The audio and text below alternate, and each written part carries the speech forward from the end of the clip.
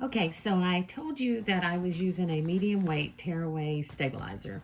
And so what you're going to do after your pattern is taped in half, you're going to need a writing utensil, something you can do. I use little pencils, but you can copy with anything. But just remember that you want to make sure you don't make any marks in the middle of if it's got a number, don't put that in a dark handwriting because it will show through. Ask me how I know. So I just make a fold, don't do a half fold and a quarter fold, and on my pattern you'll see where to line up everything. So I'm just going to, usually I will tape this down, and I use the removable tapes. You're going to need a light box or some kind of light source so you can see that I would be able to put this and get it to wherever I need it, and that's what I do right there.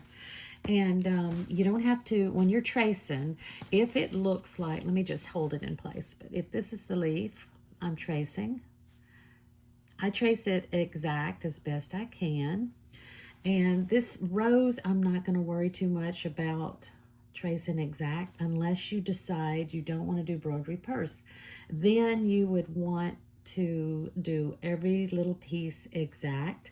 They'll need a number on them, and then they'll be cut away, and you could change the colors. But if you're doing the broderie purse like me, I'm using a cutout, like I had said, so something that you can use as your rose. You don't need to have the exact drawing there. So I'm going to go ahead and do some of this and get right back to you. Okay, I'm back. I went speedily through tracing the rest of this. And, you know, there are times when we can't draw that well. We can't trace that perfectly. Maybe we had too much caffeine, or we just can't do it. Our scissors, when we cut things out, often will straighten lines for you, so don't worry about that.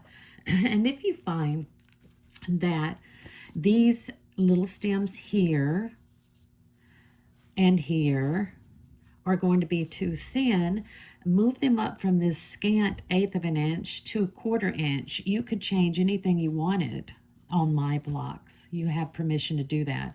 You could widen here and or do it as you cut them out. So everything's going to be cut out exactly.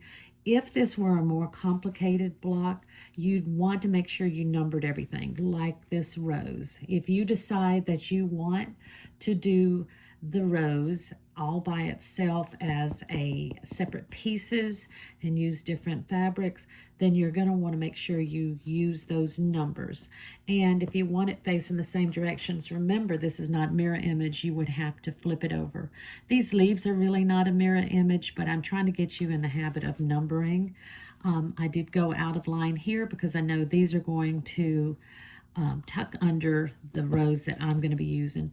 Get used to numbering or lettering so you know.